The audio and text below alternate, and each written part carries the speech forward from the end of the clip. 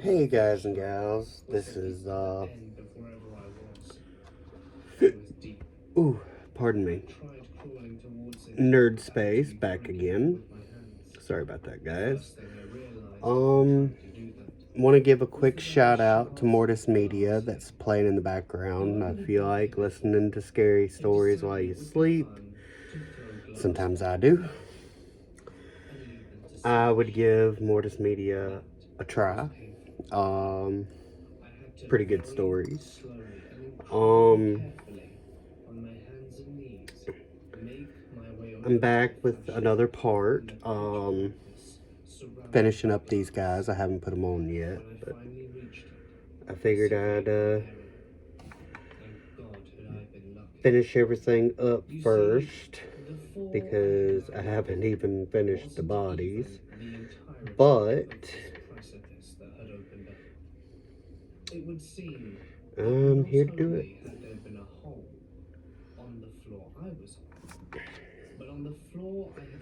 So I'm gonna finish these boys. Was far more unforgiving than the one I had just experienced. It seems that something had cushioned my fall, albeit not perfectly. Using my flashlight, I realized that I didn't have a way up, and that's when I began to panic. Just doing little touch-ups on the back where I cut the little pieces off but I was scared about that receiving I pretty much had to responsibility cut off. or getting sued or some stuff like that. I tried to get myself up, but my Which back is fine. was I in a lot mean, of pain. there are going to be pieces So I you gotta switched cut my off. flashlight off and sat there in the dark, trying to think what to do.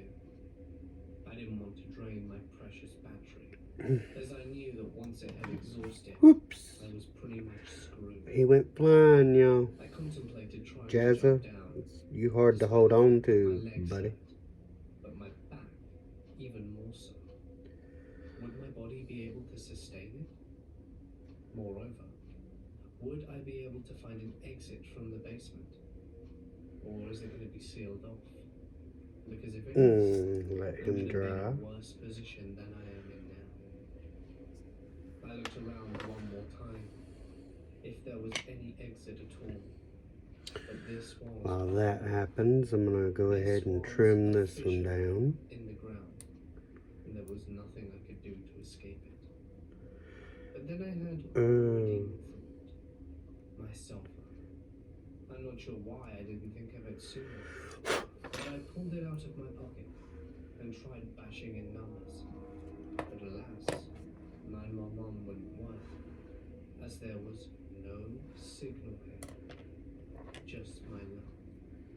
To add Now I insult gotta to be injury, gentle. the phone screen had also shattered in the process.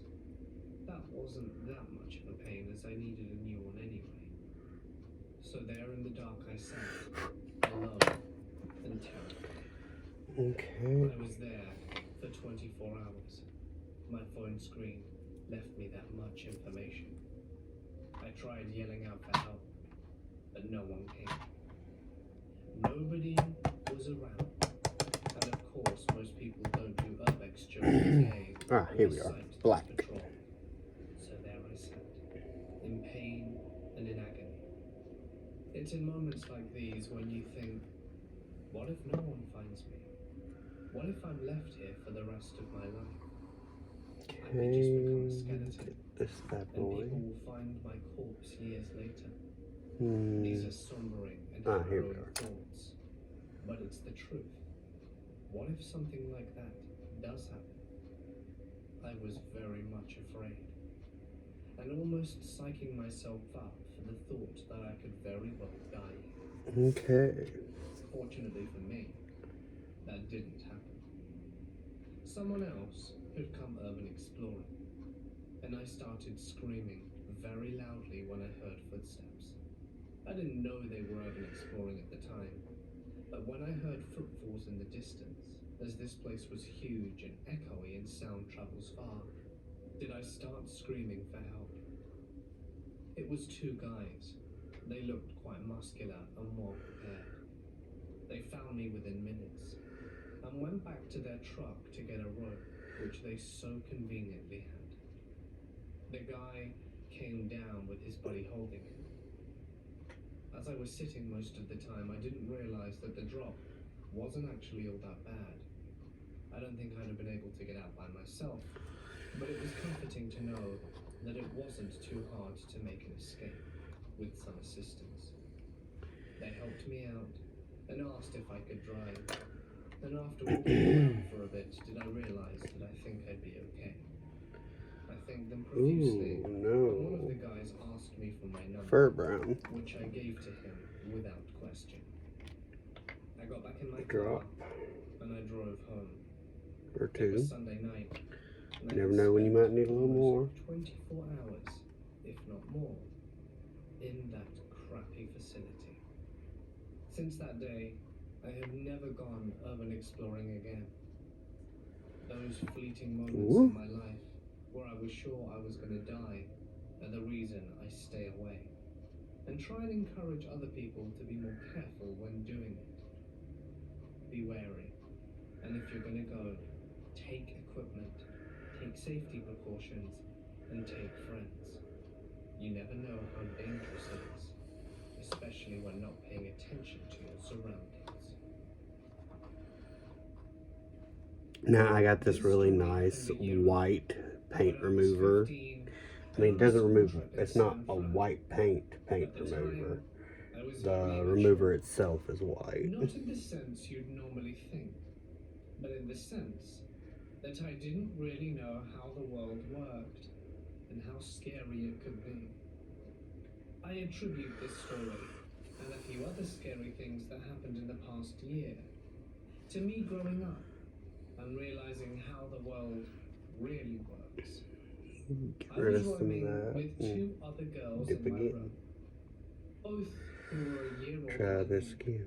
so I didn't really know them well. The way our trip worked, so to say, was that breakfast in the hotel was between 7 and 8, but the chaperones on the trip wouldn't wake us up, so if we wanted to have time to get ready / eat before we left to go explore the city for the day, we had to do it on our own. This meant that in the morning, me and the people in my room didn't see the chaperones till we all went down for breakfast, usually around 7:45, since we all took a long time to get ready. However, this day Clean was this different. brush off. We were Get all tired that of arriving off. late and having to eat quickly. So we woke up a bit earlier to go down for breakfast right when it opened. We ate breakfast with pretty much the rest of the kids on my trip and all headed to the elevator together. This was a mixed boys / girls trip, and my twin brother also happened to be on the trip. So the people in the elevator were him and his friends, me and the girls from my room, and a few of their friends. The elevator door was almost closed when two Indian men stuck their hand through the door and stepped inside, squeezing themselves into an already packed elevator. They looked young, maybe 19 to 20. Eventually we arrived at our floor and all got off. So did the men. The way the hotel rooms and hallways were situated was essentially just a strip. You could go anywhere around the floor and eventually make it back to the elevator if you turned left / right 3 times. The people on my trip went right and the men went left. Eventually my brother and his friends trickled off into their rooms, and it was just me and one of the girls on my trip, as the other one had went into one of the boys' rooms. We were right at our room when we encountered the men again. At first, we didn't notice anything wrong. They were probably just trying to find their room. I turned away from them and tried to find my room key on my wallet. Yeah, those things never turn Now, at out this well. point, my immature brain didn't notice anything wrong, but my roommate did. I could see the panic in her eyes, and as I turned to look at the men, I realized they weren't looking for a room. They were looking for us. My heart began to race, and we panicked. each fumbling for our own room cards to get into our rooms as quickly as possible. But they were moving towards us too quickly. We were standing there pressed against our door as these two men stepped closer to us and got within half a foot of our faces. Their English wasn't the best, so they slowly asked what we were doing. I couldn't speak. I didn't know what to do in this situation, so my roommate spoke up. She tried her best to not let them know that this was our room, but it was obvious at this point. She stuttered something about trying to get into a friend's room, but these men clearly weren't there to know what we were doing. I could tell they were there for something far more sinister.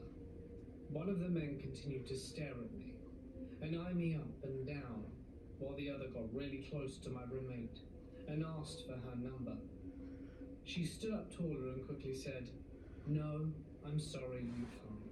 But her voice trailed off as her confidence wore off. At last I spoke, explaining to them that we were underage and that we were on a school trip and that we couldn't. They didn't take no for an answer. At that point, I slowly started to pull my room key from my wallet. Luckily, my friend pushed the card back into my wallet and made me push my hand, holding my wallet behind my back. At that time, I was confused why she didn't let me in to go into our room.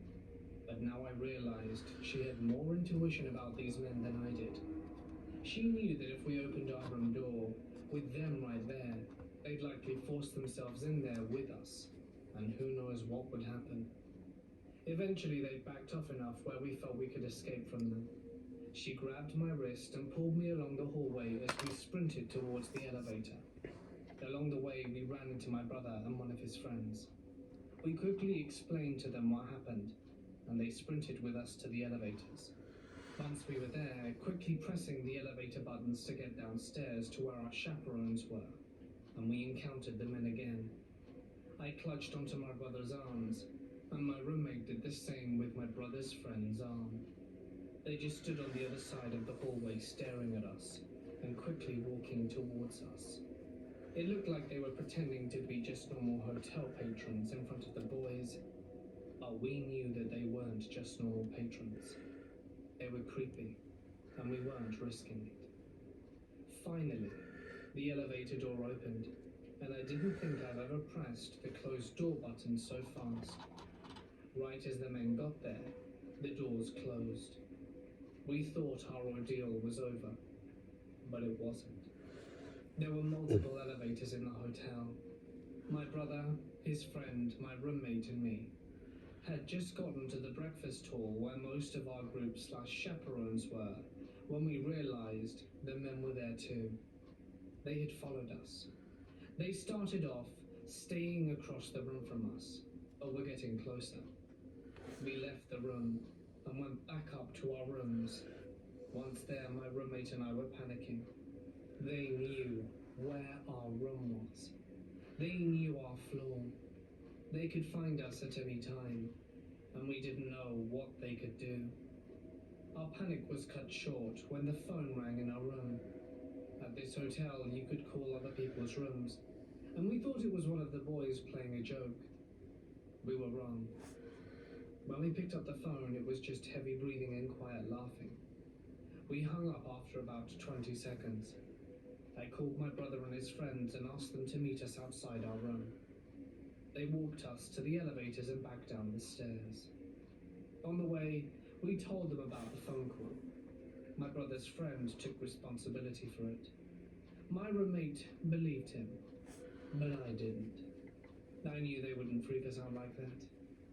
They were just trying to calm us down. Once downstairs again, Okay, let's still try this shaking, blue we told one one of our last time. chaperones about the two men, If not, I and give they up. freaked out. We told the front desk about the men, but since they didn't know which room they were in, or their names, they told us they couldn't do anything. They tried to There we reassure go. us that there was a group Jazza staying with some there, blue eyes. and that they were probably a part of it, and that they were probably leaving in a few days. But that didn't calm us down. But thankfully, we never did see them again. My story begins, promisingly enough, in an old psychiatric hospital. As I no longer live in the area nor work for the same company, I can even tell you where it is. It's called the Crichton in Dumfries, Scotland.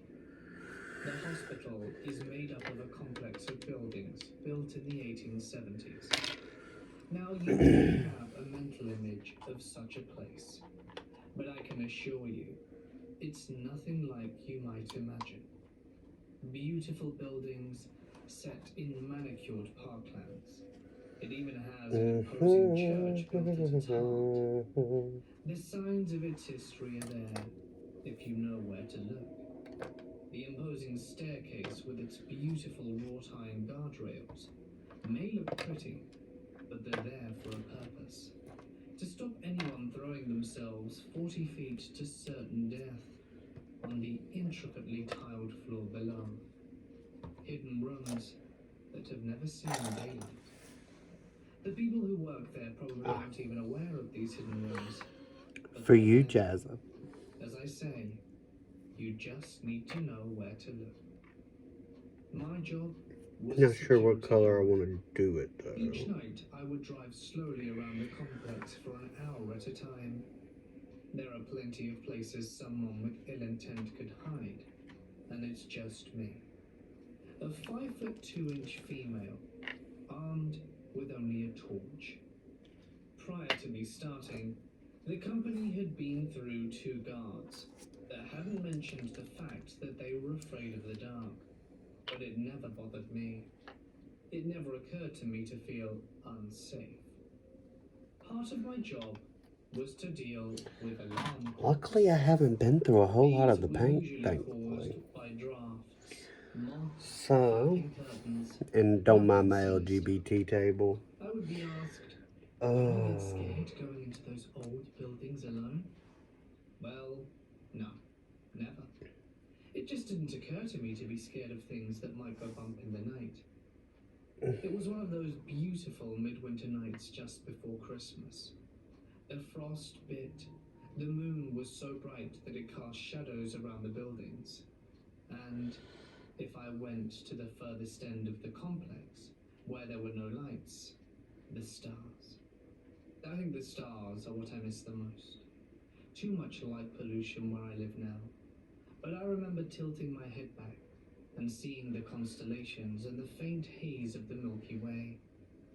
I was driving around, minding my own business, when I heard an alarm from one of the buildings. Solway House, to be precise.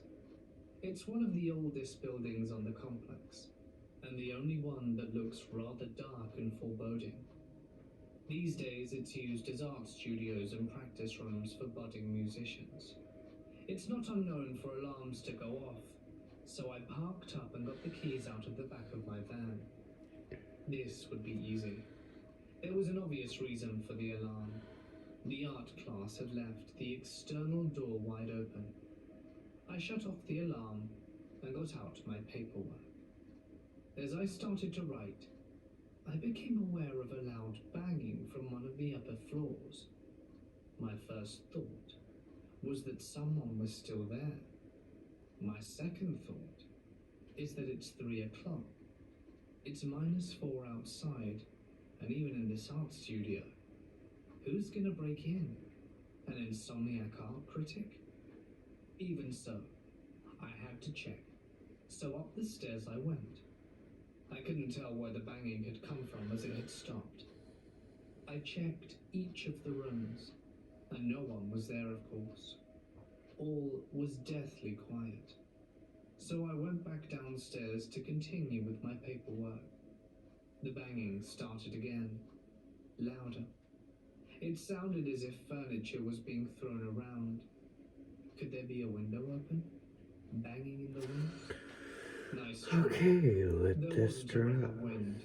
But you tell yourself these things when you're in an old psychiatric hospital on your own at the true witching hour. Nothing for it. I would have to go up again. There must be something. The banging was loud. It really did sound like furniture being thrown. Once again, I went into the art studio, almost expecting the place to be trashed, but everything was in its place. I checked the windows, all locked. I even checked the toilets with their creaky pipes, but there wasn't a sound. I was perplexed. This noise must be coming from I was gonna use this for you, Jazza, now, but I'm as partial to a good paranormal yarn as the I'm next gonna person. do But when different. you're attending an alarm activation, you're looking for tangible reasons. Companies will try and wriggle out of paying for call-outs as it is. You try putting under reason for activation, shadow people, or soul-sucking demon from the pits of hell. You could go whistle for your money, that's for sure. It's as I'm going downstairs for the second time that I feel it. My skin prickles with cold, clammy, static energy. I can swear that there's something behind me. Not someone, something. Something that Okay. doesn't want me there. Don't let it know you're there. Don't let it know you're scared. That was exactly what I was thinking. I can't explain, except I know I have felt this before. Many years ago, as I gladly moved out of a house whose negative vibe had drained my life of colour. It's a feeling, like a mass of negative energy. That's all this is. That time before, it had felt malevolent. I know that sounds dramatic, but it's the only way I can describe the pure fear I felt. And so I descend the It's stairs, not wanting the to feeling go. keeping pace with me. There's only one thing for it. Saint Michael, the Archangel, defend us in battle. Be our defense against the wickedness and snares of the devil, I prayed. I'm not a Catholic, but when the chips are down and the prayers to Saint Michael the Archangel can be pretty effective. It's also good when I get sleep paralysis, but that's another story. On the final turn of the stairs, the creeping feeling stopped, just like that. I'd like to say I ran out into the night like a big girlie, but I had paperwork to finish. As I did, the banging started again. The sound of furniture crashing to the ground.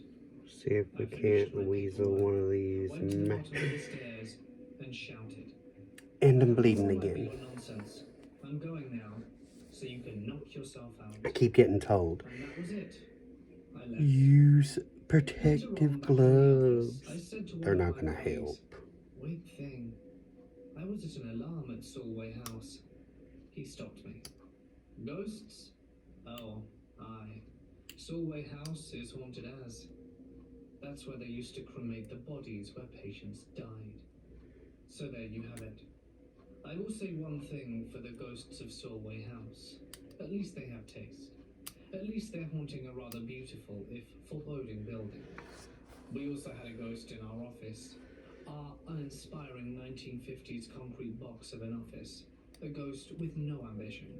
A ghost that was basically phoning it in. I prefer my ghosts with a bit of class. The sort that choose frost-bitten moonlit nights to make themselves known. I'm sure they will still be there, long after I'm gone. Oh well. About a year ago, some friends and I set out to explore Edgewater Hospital in Chicago. Hillary Clinton was born there, as well as some other people of note. So we decided to go check it out. I wouldn't call us professionals, but we do have a bit of experience with Chicago's urban exploring scene. The only entrance in that we could see was a pipe that ran overhead from an opposite building into the complex of the abandoned hospital. We shimmied across the pipe and climbed in. It was at this point I lost my hat to barbed wire. Too bad, because I'm never going back for that thing. We hopped off the pipe and climbed into a window. My friend's arm got a small cut from the glass, so we sat down inside the room to fix it up. As we always carry first aid kits as well as structure kits, I'm a pre-med. Once we are done tending to said friend, we stand and don our masks. The place was teeming Well, with Jazza, you're not associates. getting the shield. It appears we've made it to some sort of patient and begin to proceed down the hallway. Does this go on? It's It dark, does. but luckily we came prepared. We bring flashlights and headlamps out of our bag, and we continue down the hall. The ceilings are hanging low in some areas, and the floor whines as you walk across it. The place is not as stable as I'd like it to be. We continue down the hall, and we begin to see what I've come to know and love whenever I explore these types of places: the graffiti.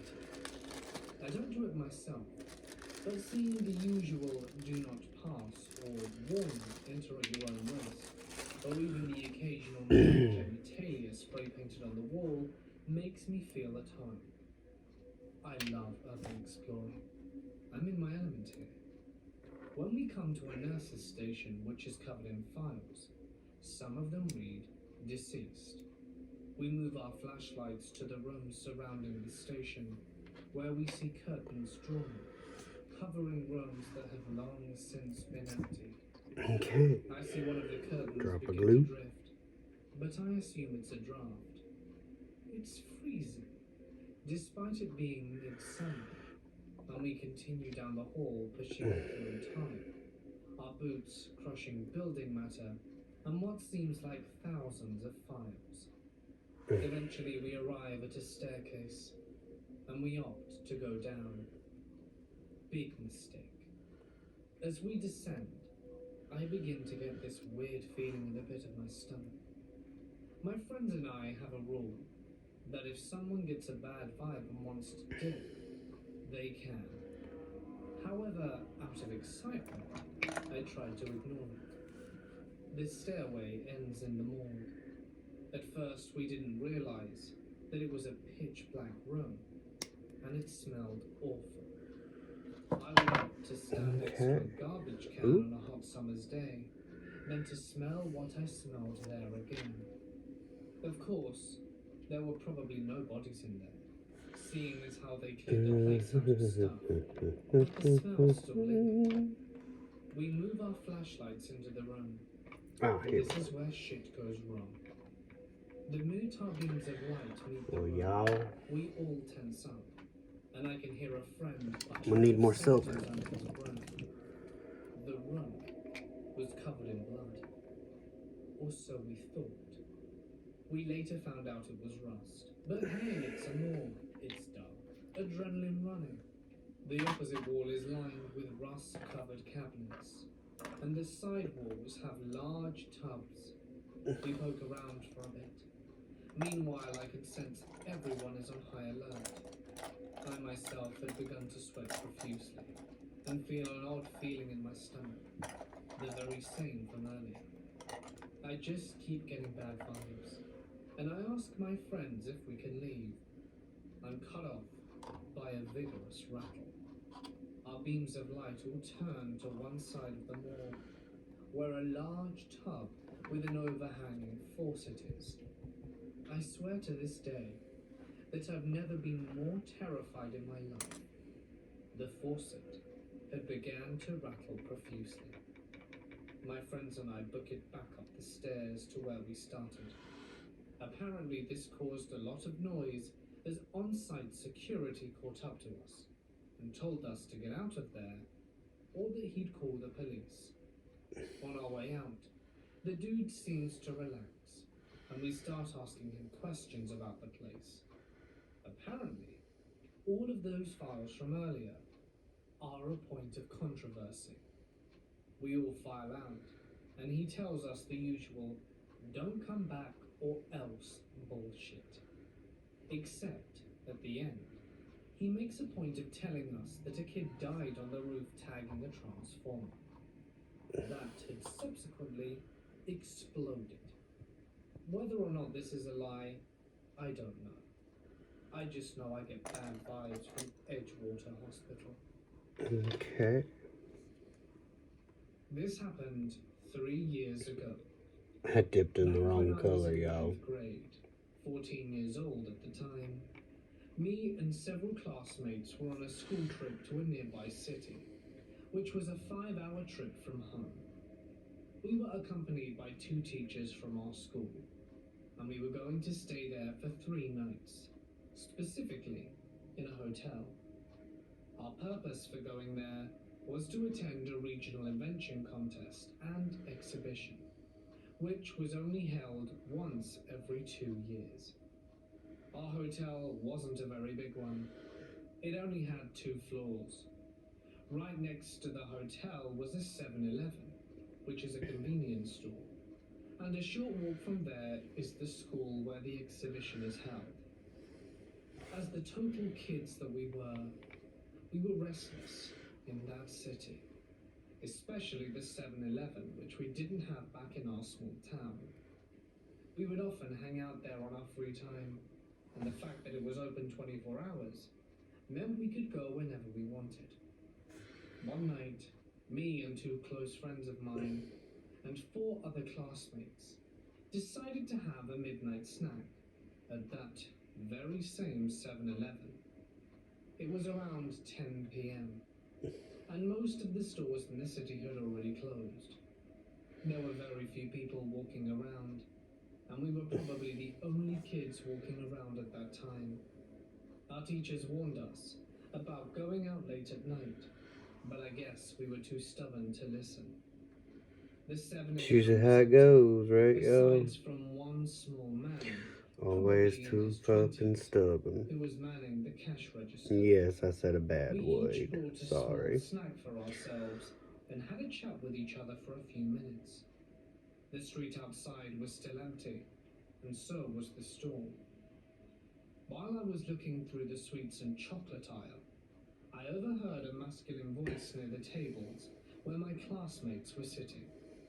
I went over and saw a different man, between the ages of 30 to 40, talking to 2 of my female classmates and another male classmate in the same table.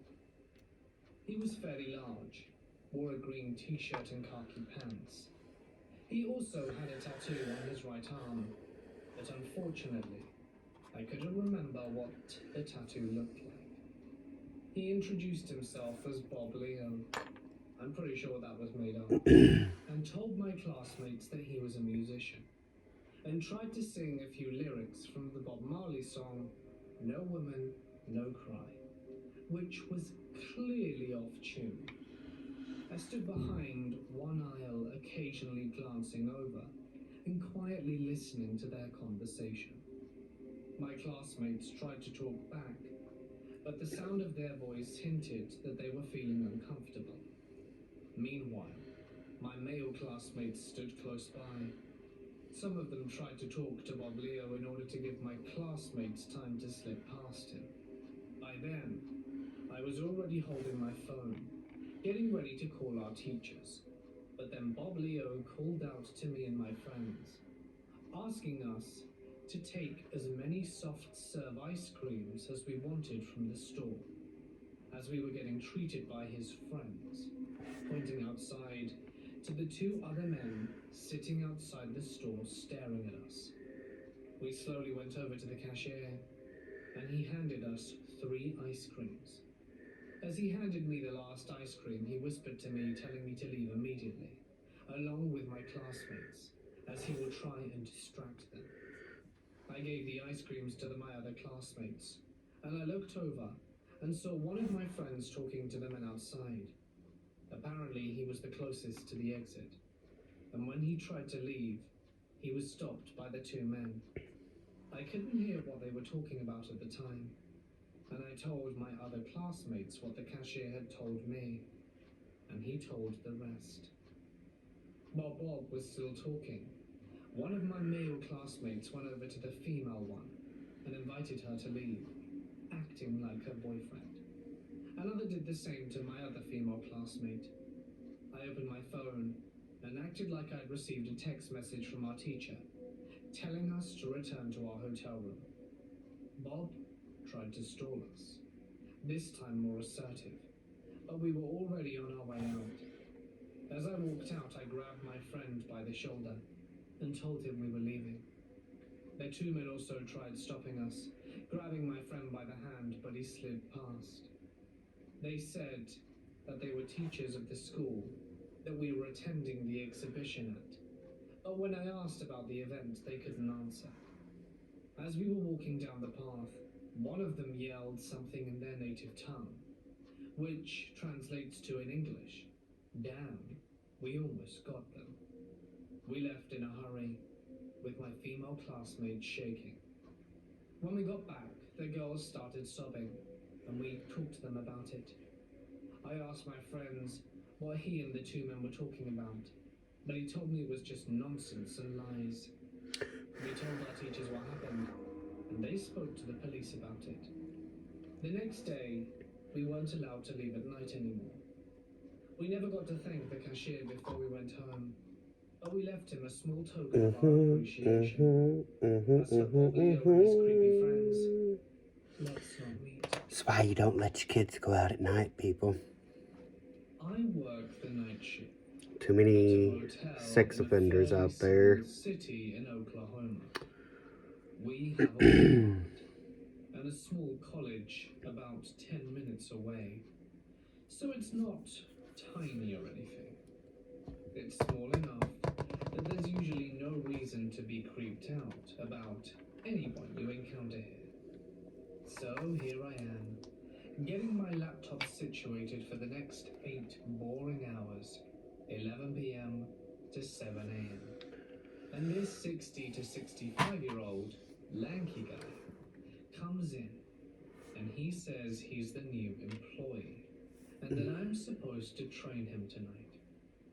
I remember that I was training someone and mostly just think, shit, now I can't binge watch Buffy like I'd planned. He comes around to the desk and I start giving him the basic rundown of the job. Do literally nothing besides check people in and print some papers out for the night audit team later in the night. He comes off as generally nice, could hold a conversation, but kind of slow. Almost slow enough to call him dumb. But I just assumed he's the type of person that needs to do things a few times before getting the hang of it. I should mention that he had worked another shift previously, and my co-worker said he wasn't the smartest person in the world, but figured he'd work it out in the long run. After a while of bullshitting, joking around and watching Modern Family, and just getting to know each other, he asks if I'm married or not, to which I say, no. He tells me he recently got a divorce, and it pretty much destroyed his life, hence the motel job.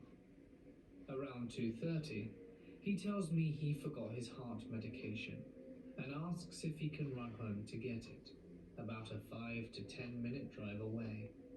I told him that it wouldn't be a problem, and I figured since he was old and staying up until 7 in the morning, he might actually need that medication. Around 3 a.m., he comes back, and immediately looks different. One of his eyes just won't open. He's squinting with his eye the entire time, and trying very hard to open it.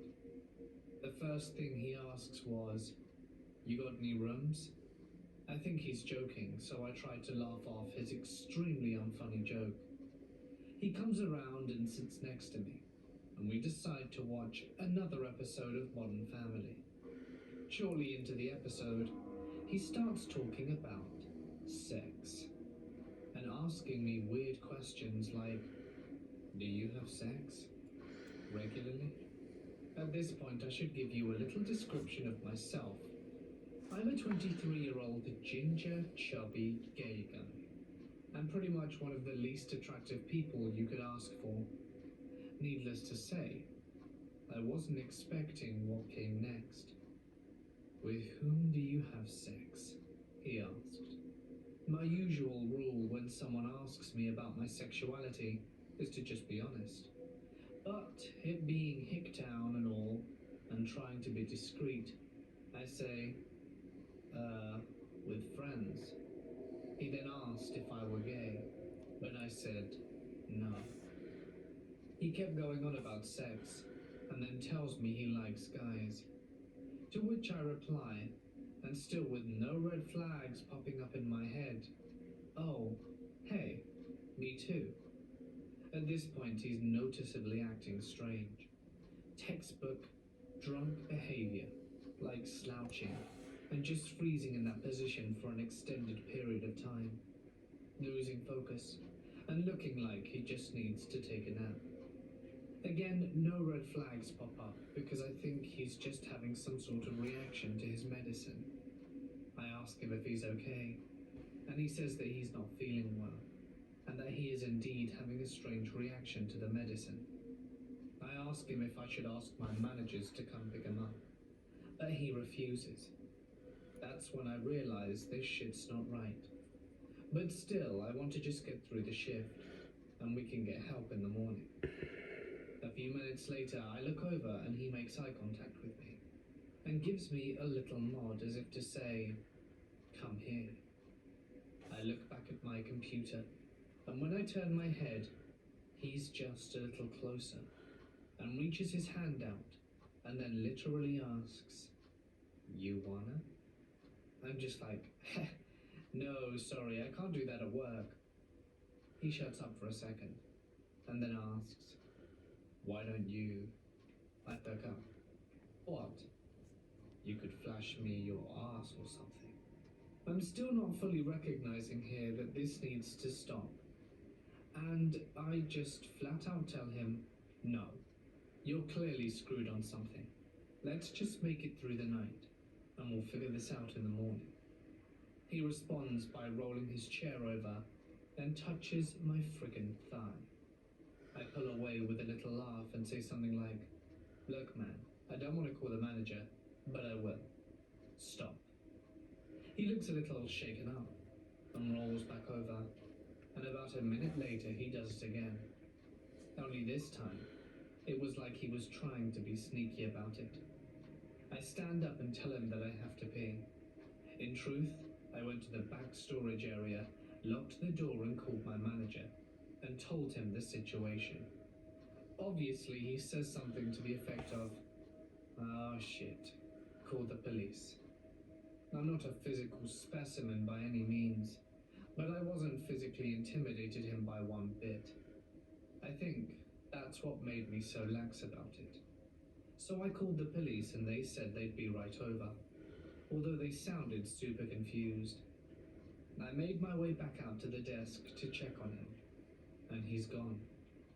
I looked everywhere on the first floor, but he was nowhere to be found.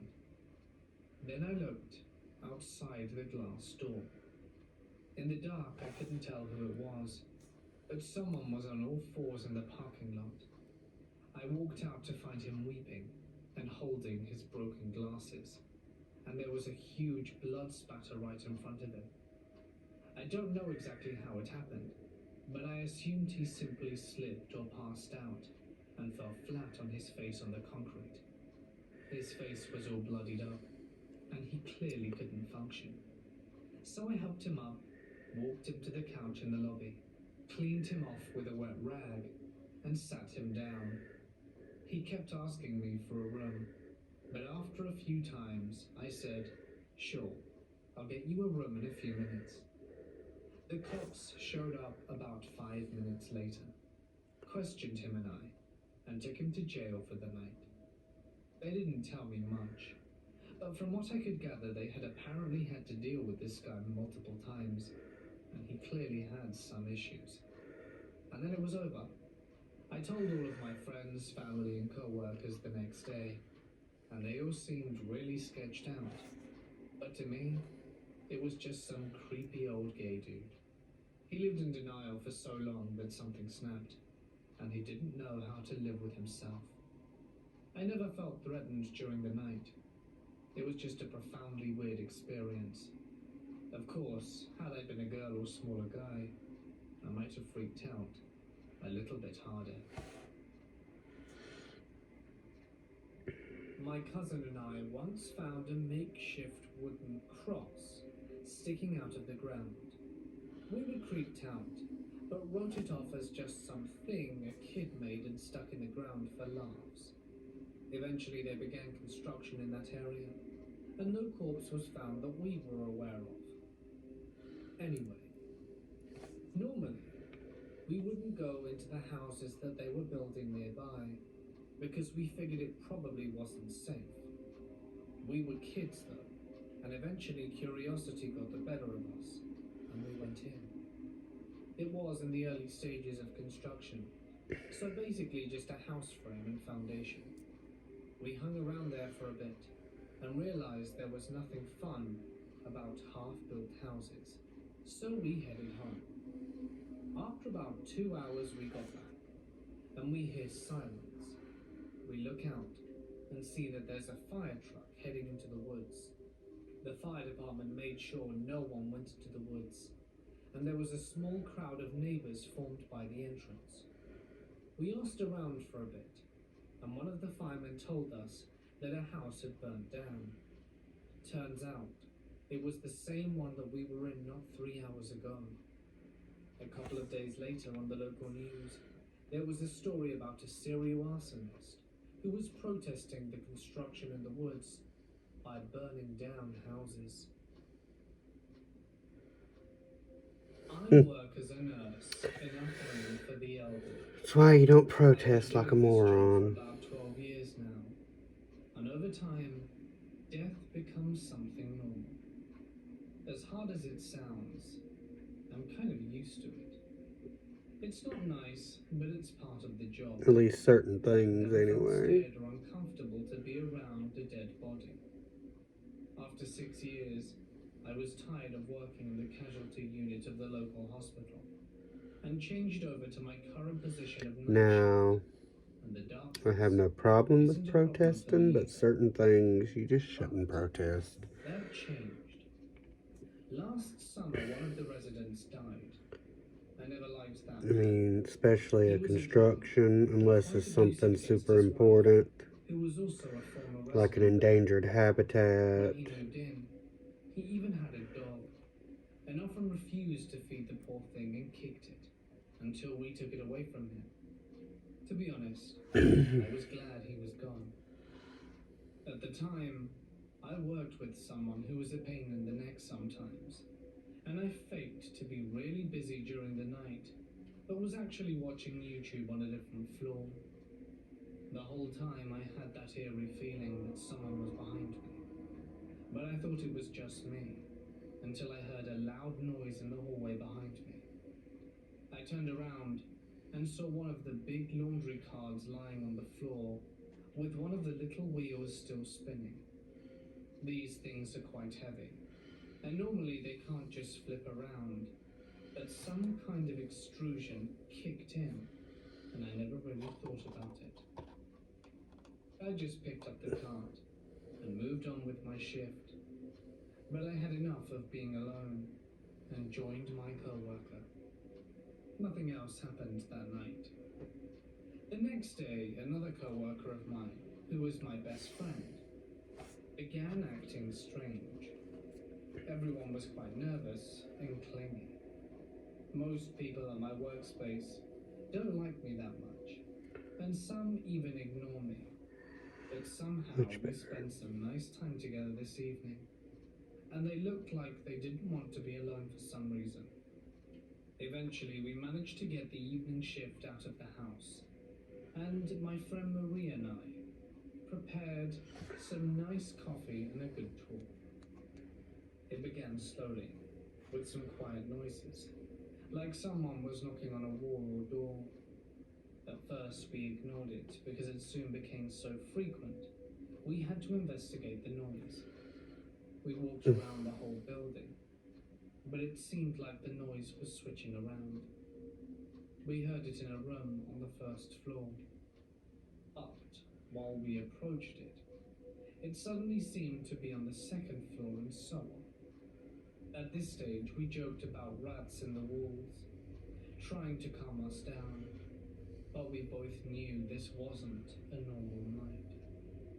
While on our little hiking tour, one of the residents approached us, complaining about the little man in his room.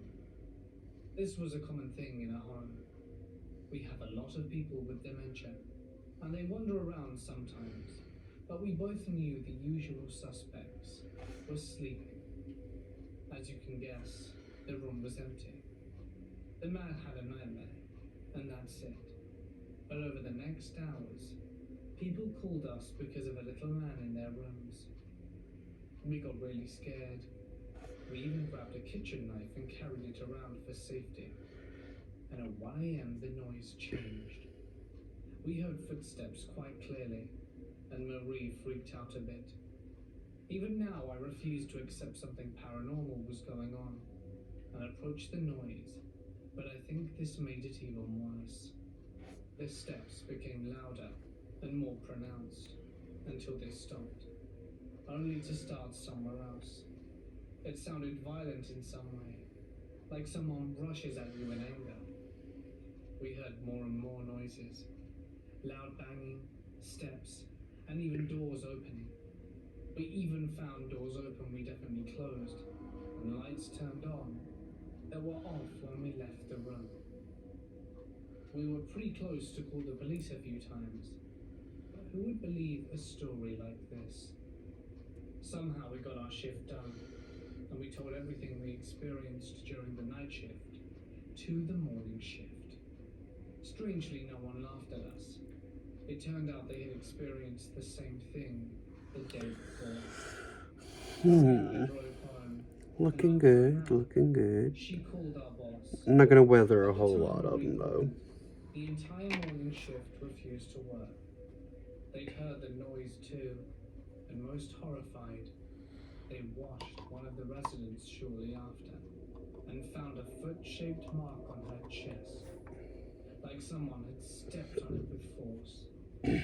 Marie and our boss then called a mental healer who works at the hospital unpaid once a week. He claims to talk with spirits, and the residents can call him up if they want to. And something spiritual, like the fear of death or the afterlife or something. He and Marie went to the dead man's room and stayed there for about an hour. She never told me what they did, but in some way, whatever it was helped. Oh yeah, the gloss varnish. I forgot about that. And since then, nothing happened. I don't think about this night very often, but since then, 2 other people have died in my shift. I'm not scared about it, and I can do my best as usual. But from time to time, I just stop and think for a moment, and hope it never happens to me again. When I was about 7 years old, I was a member of a scouting movement. I didn't really enjoy it, to be honest, since I was never really a sociable kid. But my parents figured that if I tried it for a while, I might make some friends and have some fun. I don't exactly remember everything. This one, however, is gonna be but I have a tarnished a vague little. memory of myself playing with friends on Sunday afternoons. One memory has stayed vivid throughout the years, though. As usual, it was a Sunday afternoon. It was a snowy mid-December day, and I and the rest of the kids were playing a game of tag with our supervisors outside the building. Let me situate the area a bit. The building was at the end of a road that led to a village. The building itself was surrounded by potato fields, and there was a small but lush forest on top of a hill behind the building. Like I said, it was cold, and everything was covered in a thick layer of snow. You also couldn't see more than about 100 feet ahead of you, because there was a fog that accompanied the snowfall. I honestly don't understand why they didn't keep us inside and let us play there. So the game of tag started, and a group of friends and I ran towards the back of the building. Most of the kids were in the front of the building, and there was a higher chance of getting tagged there. So we figured we'd go to the back to increase our survival chances, even when the supervisors didn't allow us to go there. The group consisted of 3 other kids, the ones I had most contact with.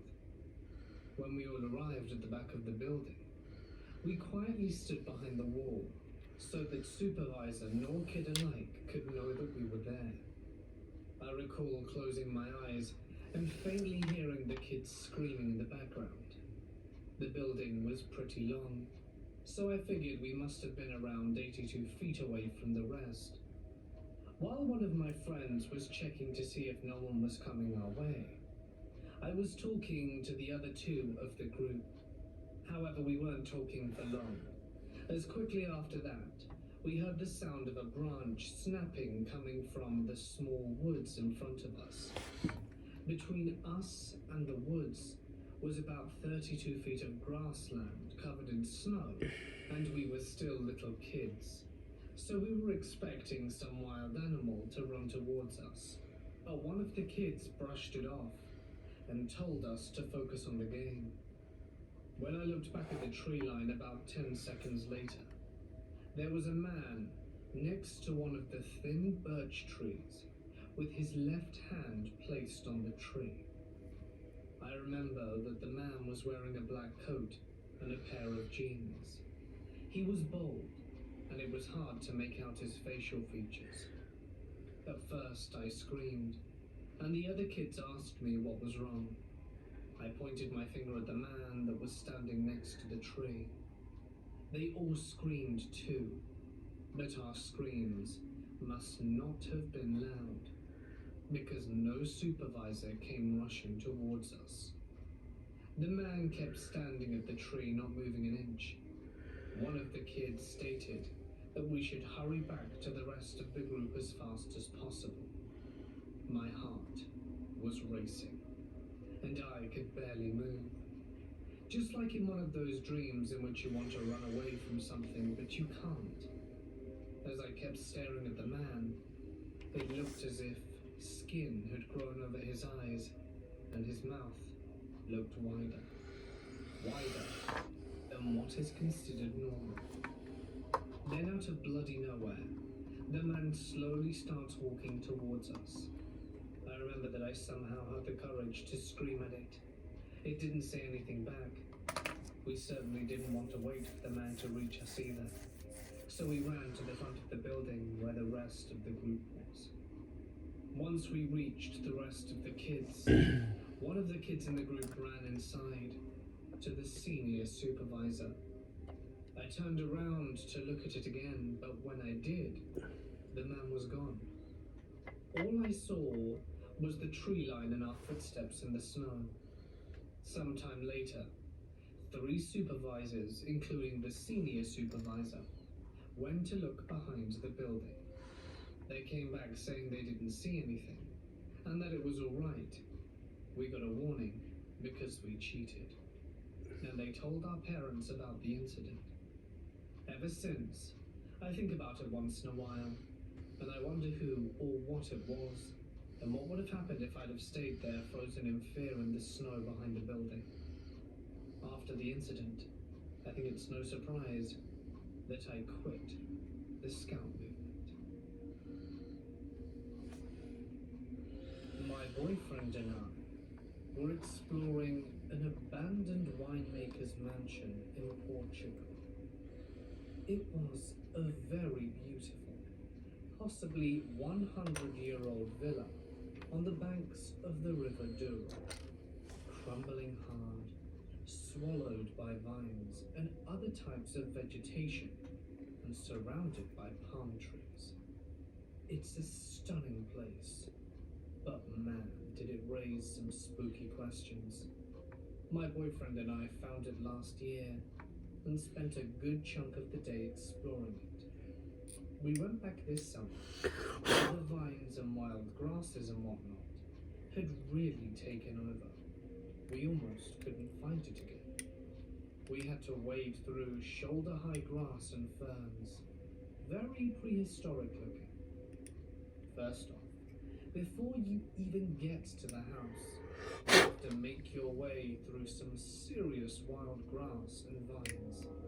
The first sign that there used to be a mansion there is a shaded cave. which looks every bit as Victorian as you'd expect, with some carved stone benches overgrown with moss and a natural spring at the back. Directly above the spring, however, there is a hole in the rock wall and a passage slash tunnel just big enough for an adult to crouch down and skitter along into the pitch darkness. Come on, I just need to know if the hole's And deep enough, retrieved your wide heart from the enough. bottom of your No. stomach after staring into that abyss long enough, as you could swear someone was in there. You'll find more caves in the rock wall below the house. The biggest one confirms that they are all a series of secret passages. The mouth of it is stuffed with some old chairs and a nightstand, presumably to keep nosy tourists out, or perhaps something in. Once you've recovered from that too, and you get to the house itself, the first thing you'll notice are these huge stone vats in the cellar, which we assume were used for making wine, and Oh, thank goodness. dusty, The magnets were strong enough to pull this little sucker to it. everywhere. You need to watch your step. We found the doll on the first floor. As you advance down the first floor corridor, the first room to your left will look a lot like someone has been burning documents in a hurry, about 80 years ago. The floor is littered with random old shoes, mostly ladies, and burnt pieces of paper. None of the shoes have pairs. From what we could distinguish, the papers were some kind of official records from the 1920s. The floor itself is I'm gonna also need incredibly something unstable. plastic. There You might we want to go. keep close to the walls. As you keep going down the corridor, you'll find more cobweb shoes Come around on. and cases upon cases of empty wine bottles. Both the shoes and bottles look to be circa 1930s to 40s. Finally, the demon baby doll. In the doorway, to what looks like a used-to-be living room, you'll find an old, naked baby doll, possibly missing an eye. Almost another hour and something, y'all. In an ungodly contorted position, cobwebbed all over. My boyfriend and I decided to give it one last act of kindness and put it in this huge wooden trunk we found in the corner of that room. She seemed happier there. This summer, however, we found the baby doll on a table in the middle of the same room, wrapped in a string of rosary beads. Yeah. Apart from rotting floors and spooky looking curtains, there isn't much else on the first floor. However, if you manage to somehow make your way to the crumbling attic, you'll find a truly delicious surprise. And by delicious, I mean creepy and puzzling as hell. While hanging around the mansion, we ran into an old man who apparently lived right next door. He said the house had been uninhabited and derelict for as long as he'd lived there, so roughly 16 years. And you would definitely believe that, save for the attic. Even though the rest of the house looked like it had been hastily evacuated sometime in the first half of the 20th century, the attic had been inhabited as recently as the 90s to early 2000s. We found a child's room with modern-looking furniture, painted red and green, and school manuals from the time period, as well as collectible stickers, the likes that you would get in chewing gum in the 90s, some coloured photographs, and in the middle of the attic, a room with the floor caved in, under a huge pile of rotting leather and fabric, and God knows what. The attic, to me at least, raised the most questions. Someone Did said a family drill it. I'm gonna If so, use this how did the thing neighbor because not it see seems it? to be doing Why just would they only fine. occupy the attic? What about the rest of the house? We had to get out of there ASAP, however, as the whole structure was really unstable, and we could have dropped through the floors at any time. We're both quite light, but we still would have to have walked close to the walls and only rest our entire weight on support beams and doorways. About 2 years ago, when I had first moved to the front desk after working in laundry, a rather strange man moved into our hotel. His name was Simon. He had recently gone through a divorce and had nowhere to live. He was one of those guests, you know the kind, that has to talk to you about everything and tells you their life story at the drop of a hat. Now, during my second shift working alone, he checked in. Or should I say he wanted to move in his stuff, but not himself, for a discounted rate. He already had worked out a really cheap rate with the director of sales, and Simon still wanted a discounted rate on top of that for putting his stuff in the room. He's still using the room, so it still counts as rented. But you know, guests don't see it that way. I got permission from our director of sales to give him a discount, and he started moving in his stuff.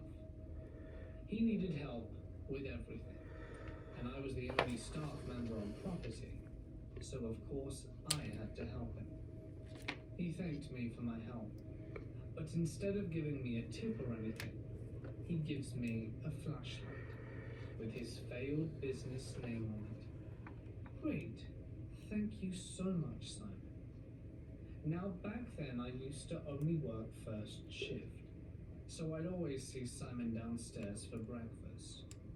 He told me all about himself, including about his heart. There was something wrong with it. One day, the second shift even had to call an ambulance for him. He had a heart attack. He came back and seemed fine. I kept seeing him drinking and smoking and such. I warned him gently that he shouldn't be doing that. He seemed to think it would be fine though. I frowned and hoped he'd be okay. He told me they had messed up the surgery on his heart, and the next day he'd be going back to the hospital for surgery again. He told me about how he was suing the hospital, and I wished him luck, and he went back to his room. The next morning I didn't see Simon come down for breakfast. I didn't think much of it at the time, but then someone came in asking for him. The really strange thing was that there was another man at the hotel at the time with the exact same name. He was in the room right across the hall from the other Simon. So I called him first and told him his friend was looking for him. He had no idea what I was talking about, so I called the other Simon, but there was no answer. Simon's friend told me he hadn't been able to get a hold of him since yesterday afternoon, and he needed to get to the hospital for his surgery. He wanted a key to his room. I couldn't give him one, since his name wasn't on the reservation. I told him to wait in the lobby while I went to check on him. I felt very nervous all of a sudden. I went up to his room and started knocking and calling his name. To no answer. I tried to open the door, but the latch was on. I went and got the maintenance man to help me break open the door. When we got the door open, the maintenance man was too nervous to go into the room. So I went in, calling his name with increasing panic. He was lying on his bed, not moving. I started calling his name again, but there was still no answer. I felt so scared then that I called 911, and they told me to check to see if he was still breathing. He was not. One quick touch told me everything I needed to know. He was cold as ice. Simon was dead. It was really terrifying to me at the time, but I tried to keep calm. The doctors arrived, and even tried to revive him. But of course, it was far too late for that. Instead, they called a body bag. Simon's friend called his family to let them know. Simon's brother came by later that day to clean up his room, and housekeeping cleaned up later on, and found some really strange things in his room, such as voodoo dolls. He was a really strange guy. Since then, I've always tried to rent out that room last. It's kind of spooky to go in there. The lights always seem to flicker, despite maintenance checking on them several times. Perhaps I'm just being superstitious, but it's freaky. To this day, it's one of the worst things that's ever happened while I've been working here. I was with a group, staying about 2 to 3 days in Lake Havasu, a Native American reservation just adjacent to the Grand Canyon. For those who aren't familiar, this place is pretty funky and strange and a pretty hot tourist destination. A few years ago, a female Japanese tourist was found murdered somewhere on the reservation. And I think it turned out to be a local who had killed her. Anyway, my story isn't as horrific as that. You hike about 8 miles from the top of the canyon down switchbacks and onto a dirt trail right down the center of a bone-dry gorge. Some people ride horses into the reservations. There's literally no sign of civilization anywhere until you round a corner and there's clearly a relatively large town with houses and some minimal electricity, a police station and even a convenience store. Emaciated horses could be seen in many of the backyards, and you got that uneasy feeling every time the locals looked at you. The people seemed pretty aloof though. Just on the other side of the town, further down the gorge, you get to the top of Havasu Falls, which is where the campground starts and where the tourists stay. A much more familiar scene for campers than the town in the middle of the gorge with no paved roads. The falls are beautiful, with water stained blue from natural limestone and minerals in the nearby rock. The blue water runs through all the campsites, and people play in it under the falls. My group settled in for the evening. We were young kids with 2 adult chaperones. We were pretty naive, and thinking back, I imagine the chaperones were probably severely traumatized, being responsible for the well-being of the group. We fixed dinner and sat around eating some backcountry brownies and chatting, enjoying the scenery. Eventually it got dark, and we started telling ghost stories about scary things, like people who want to wash your windows, because it sounded like Dracula or something. I don't know, I was a kid. One of the girls then started telling her story. She had the flashlight eerily lighting her face from below. We're all sitting in the dark around her. She hadn't been talking for more than a few minutes when a boy in the circle turned his light on abruptly and said, "Someone's there." He shined his light on an empty space besides the storyteller, and sure enough there was a man, probably in his 20s to 30s, with long white hair, sitting cross-legged. No one heard him show up, and he sat there in silence. The girl recoiled, and the chaperones clearly felt caught off guard. But the older woman looking after us spoke up and said, "Excuse me, sir, what are you doing here?" The man hesitated a while. "I'm just listening to ghost stories," she replied. "Well, this is our campsite, and we were hoping to have some privacy to spend time together." "So, you want me to leave?" "Yes, please. Thank you." The man slowly stands up. He's big, really tall. He has a headlamp that he doesn't turn on. and he literally walks into the brush and vegetation. We listen as he crashes through it. So now everyone is thoroughly freaked out, and the chaperones are discussing Let it glue. the group, and we decide to stay on high alert and chill there for a minute longer to see if he would really leave us alone. Maybe it was just a misunderstanding. So we're sitting there, and we start hearing this thunderous crashing throughout the brush, all around us in the pitch black. A few kids with lights start shining them into the I'm gonna have to repaint the Jazza. Periodically, this man will be standing motionless on the edge of some bushes before turning around and plunging into darkness again. He doesn't look angry, but he doesn't look friendly. At some point, he starts making this whooping sound, and that's when we decide it's time to get help. Conveniently, our chaperones actually had friends at another campsite where we retreated to for the evening. In the morning, we go back to our site. Everything is much less scary in the daylight, and our tormentor is sitting on the bench at the campsite just down the river from us. He's got a camelback on, and he appears mostly to be looking down. Occasionally he looks up as we toast bagels in pans and boil water for oatmeal. We are instructed to ignore him as best we can.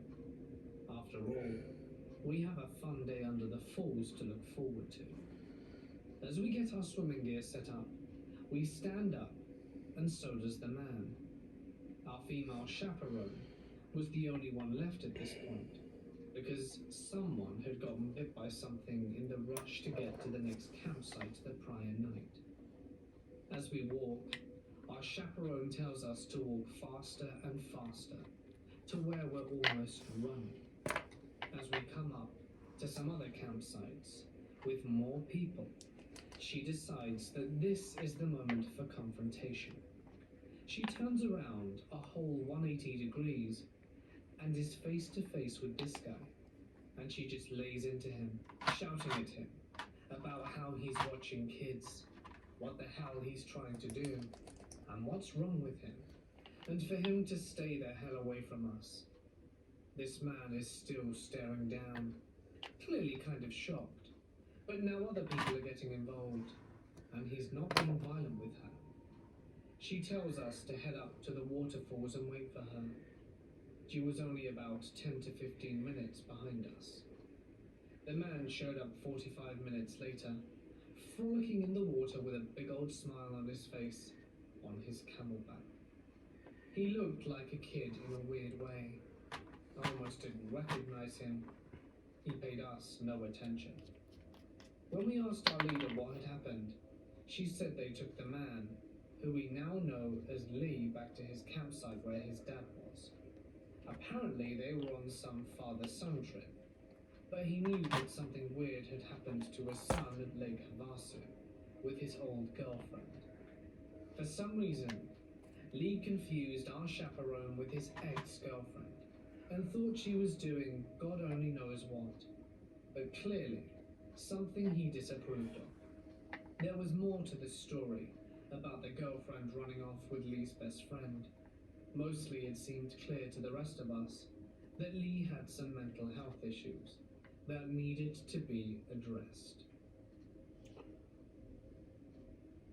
When we were about 15 or 16, we wanted to go to this abandoned industrial mill at the edge of the Yo, forest. I'm having to redo the There were hair. about 5 of us. To get to the mill, you had to get across this running stream, but you could hop across on rocks if you were agile enough. We got to the mill and couldn't find an openable door, but we had a nosy outside and saw some giant metal machines and a room full of exposed wires, as well as views into the inner bits of the building. Lots of chunks of metal and chairs and stuff. It hadn't really been ransacked, and there was no graffiti, so we were pretty psyched, feeling like we were the first ones there. We kicked this boarded up window a few times. Its nails were pretty tightly sealed, but it eventually fell in. Okay. I fell for a second or two and hit the ground with a loud smash. When we looked in, we couldn't see the bottom. I volunteered to go first, and I sat on the edge and eased myself down, but my feet still didn't touch the ground. So, I just jumped. I landed on top of the board, and it made a very loud noise. All of my friends asked if I was okay. Turns out, we'd kicked in the original window behind the board, and when I jumped down, it was really loud, and they thought that I had hurt myself. I turned on my headlamp and helped the rest of them down. So in this building, we were in the basement. There was a lift in the middle, a proper old school Bioshock type thing. And we pulled the trellis aside and got inside to have a look. At the back was a panel, and when I shone my lamp on it, it had some I'm gonna paint the cover other with magnet to little look like lights part of to the go. neck. Whilst I was looking at the room, it suddenly lit. I was dazed. Turns out my friend flicked a switch inside, and the lights still worked. We went nuts. It was super exciting. We heard a shuffling sound from upstairs. Since we were in the basement, we had to go up to get out of there, and we were scared shitless. At the end of the day, we were just kids. Resigning ourselves to an encounter, we picked up a nearby spade and started creeping up the stairs. We heard sounds coming from behind a door. We busted through, and inside were 10 builders. They looked straight at us, shovel in hand. We instantly started running, found an emergency door that opened from the inside, and ran through the woods. The police passed us going the other way, and I tripped over my shoelace when I saw them, and now have a neat scar on my elbow from the fall. I am a 15-year-old straight male. I live in Germany, but come from a smaller European country. This event happened before my move to Germany. In my country, we have field trips, usually at the I end of messed 8th up. grade that last a week or so. Now, I've had my fair share of stalker encounters, but nothing like this. It was September 2014. I went Here's to a yours, field trip Jazza. on an island with my class. I was So 14 at the guess time, and there was this girl, Jane. Jane used to be a normal girl up until that point. I'm just gonna have She to was redo always kind of shy again. and really kept to herself, but everyone liked her. She was never bullied or anything, just a regular shy girl. We used to chat on Facebook a little bit, but nothing serious. I never really harbored any feelings towards her, neither in her favor nor against her. So back to the field trip. I've smoked a couple I'm of just gonna cigarettes glue it with my in. mates in our hotel room, and then we went outside. The teacher wanted to show us some plants that were specific for the area. Now, I noticed that Jane was talking to me more and more often than before, and that she'd been walking very near me. But I thought that was merely a coincidence. I didn't make a fuss about it. But as time went by, the things had started to get worse. She I'm just gonna started glue you touching in me, there, buddy. hugging me, and Jazza. fondling me. On the third day, we went on a cruise to a nearby island, With you. and during the cruise, she was sitting next to me. She had a camera and was taking pictures of me. I've had zero sense of restraint at that But point, I'm not since I done was young done, and so didn't think much about it. I noticed that she was taking a suspicious amount of pictures of mostly me, and I told her to calm down. Then, she spoke to me for about an hour, but didn't say anything of interest. She was mimicking the Irish and British accents to me, and basically blabbering stuff for approximately an hour. I was just smiling and replying with, "That's nice." During the following days, She began hugging me and began making me feel even more uncomfortable. So one day, I came to her and told her that we needed to talk in private. We went to the woods, and I asked her if she liked me. She denied it and kept saying that there had been a misunderstanding, but I knew that there was something off about her. Then she told me her life story.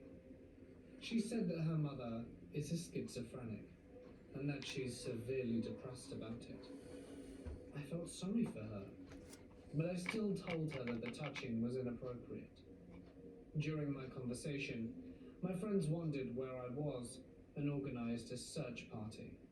They found us and we got going, but she, for whatever reason, decided to stick around. There was one occasion where she came into our hotel room asking for water, as if there wasn't any in her own. However, when she got the requested water, she refused to leave the room. We got rid of her by telling her that we were going out to have some fun. The next day, things escalated. She would follow me around and hug me again. The peak of her abnormal behavior happened in the evening. I took a walk with a friend of mine and turned around briefly to see her behind us.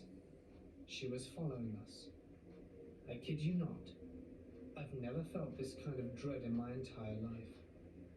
My friend commented that we should go inside and let the police know I had a stalker as a joke. But anyway, she couldn't find us and gave up.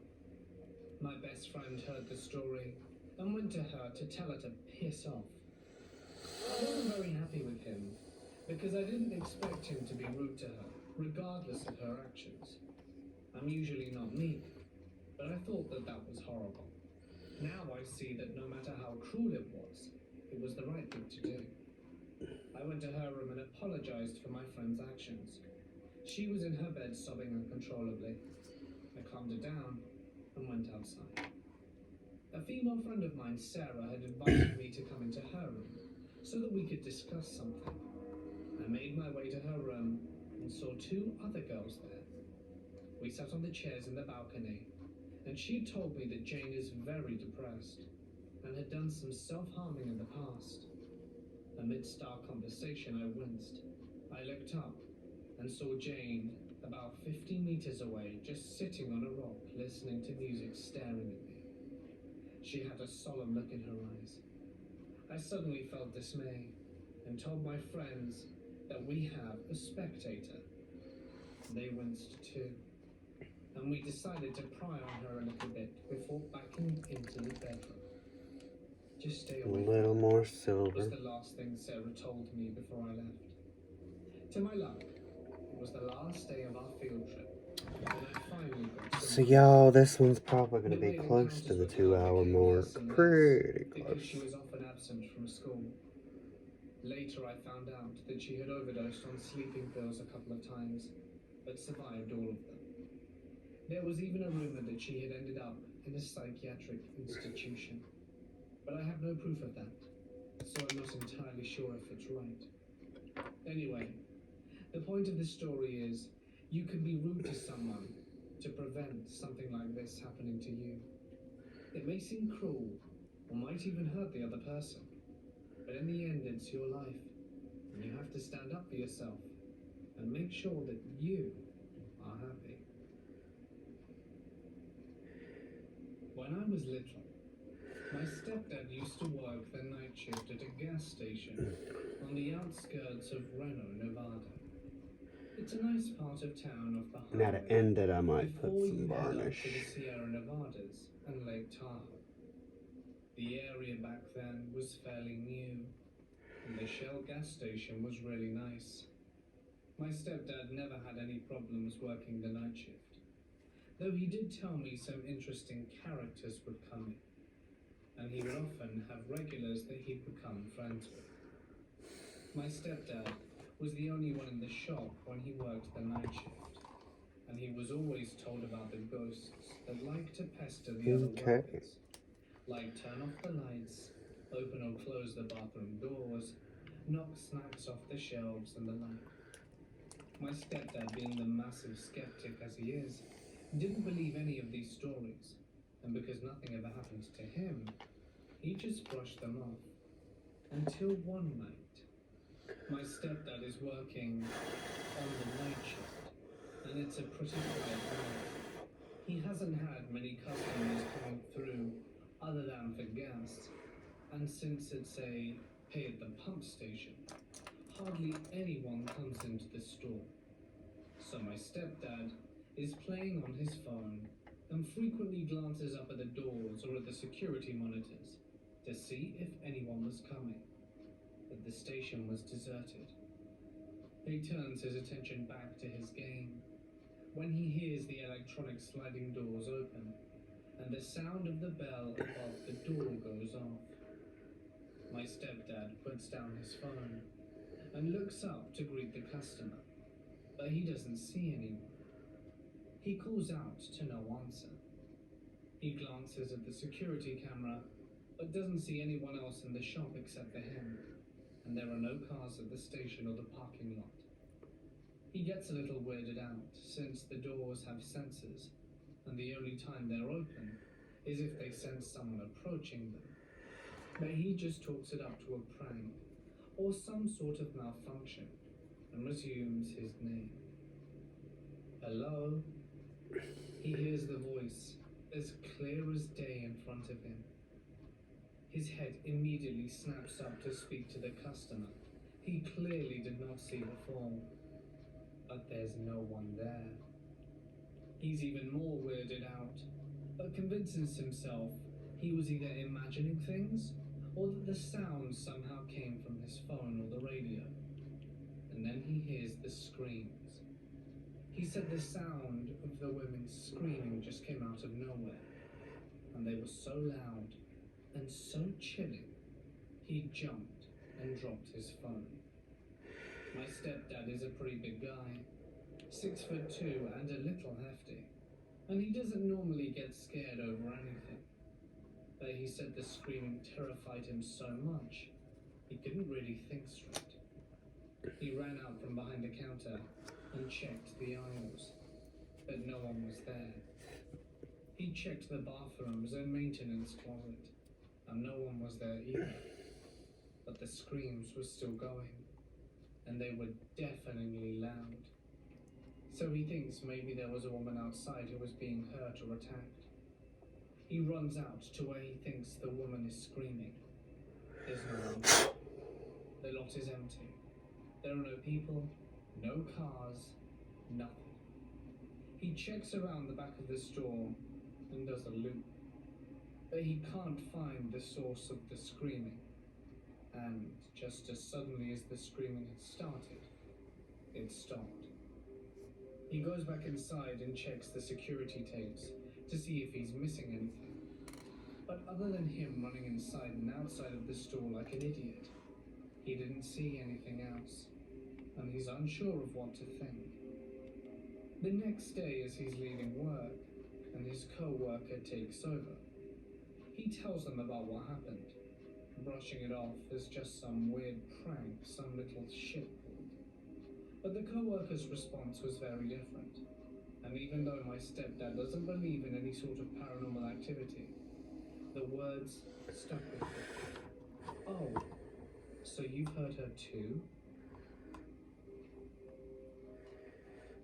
So, my brother, cousin, and cousin's girlfriend and I decided to climb an abandoned hospital in the middle of town. My brother and I don't live here. We're only on vacation. But my cousin says he had climbed up to the first floor roof. The route was to climb up a door that led into the old morgue and onto the roof from there, as you can walk across the roof to a ladder that goes up to the third floor roof, as there's no second floor area. The top half of the ladder has a thin metal cover over it, so you can't reach the rungs, and instead have to climb up the side using the rods connected to the wall. My cousin climbs up onto the first rod and helps me get up, as I'm quite a short boy. Next is his girlfriend. However, she only gets halfway up. and decides that she can't do it. So my brother stays with her while we explore. We go up to the third floor. On the top, there's the air conditioning shed thing. Clear signs that someone has stayed at least 1 night there. There are two other shed things on the roof. One is an entrance to the actual hospital, and the other is some cold room looking thing. Terrifyingly dark, considering it was a full moon, and with the door hanging wide open. We decided that we would go look around the roof on the opposite side and look for an easy way in. While we were looking over the edge, we heard an ear-piercing scream. We turn around to see what it is, as it comes again and again. I don't know who it was, but my cousin looks at me and says that it was definitely his girlfriend. He is much bigger and stronger than me, and says that he needs to get down ASAP, and for me to wait if I can't get down alone. I've never seen someone get down 2 stories so quickly. That was until I fell down the ladder and landed about a meter from the very edge of the roof, and came very close to missing the roof and falling down into this particular part that was the entrance into an underground car park. I gathered myself up and ran over to my cousin. He was laying down, I assuming it was because either security had shown up or something much worse. Turns out the dumbass girlfriend tried to climb up before my brother could stop her. She was about 50 centimeters from the ground, but completely freaked out. Had a panic attack, thinking that she would fall and hurt herself. Turns out to be fine, and our adventure was interrupted. Although we will probably go back next time, but those were the most terrifying 3 minutes of my life. Especially when I went to put my foot down, felt nothing, and began to fall. This story takes place about 2 years ago. And Jazza 1 I was part is working complete. graveyard in a small town casino in the cafe on Halloween night. I was dressed up as Hermione because I'm a huge Harry Potter fan and my work has a Halloween contest. So I thought I would put myself out there, which I never do, and get in on the fun. Now, my outfit consisted of a short skirt with leggings and a polo shirt and a tie, all Gryffindor themed. So I'm the cashier and it's about 2 a.m. We don't usually have many customers at this time, but since it's Halloween, we were busier than normal. So I'm just checking people out and doing my job and actually having a good time, seeing everyone dressed up. When this guy comes to the counter, I can tell immediately that he's drunk. He was super tall, at least 6 foot, and really buff and bald. I remember his total was like 240. I don't know why I remember that, but I do. All he had was a $100 bill, and I had to tell my manager to get change. He looks at me and goes, "No, this is for you. I'll pay for the coffee separately." Now, as a cashier, we hardly ever get tips, but if someone wants to tip you, they can. But no one has ever tipped me this much before. So I was like, as I wasn't sure if he was serious. He then looks me up and down and says, "It's for you to come to my room with me." I immediately handed back the $100 bill and said, "No, thank you." He takes out another $100 bill and throws them both at me and goes, "How about now?" "No, thank you," again. Luckily, security were close by and saw what was going on. He came over and nicely asked the guy to pay for his coffee and leave. The guy looks at the security guard and says, "If she's gonna dress like a horse, she should act like one." At this point, I'm close to tears. I've had my fair share of creepy guys in my life, but never like this. Never in my face. The security guy tells him to pay for his coffee and leave immediately, or he will be escorted out. The guy looks at me and says, "Okay, bitch, I'll wait for you outside. You better meet me there, or else."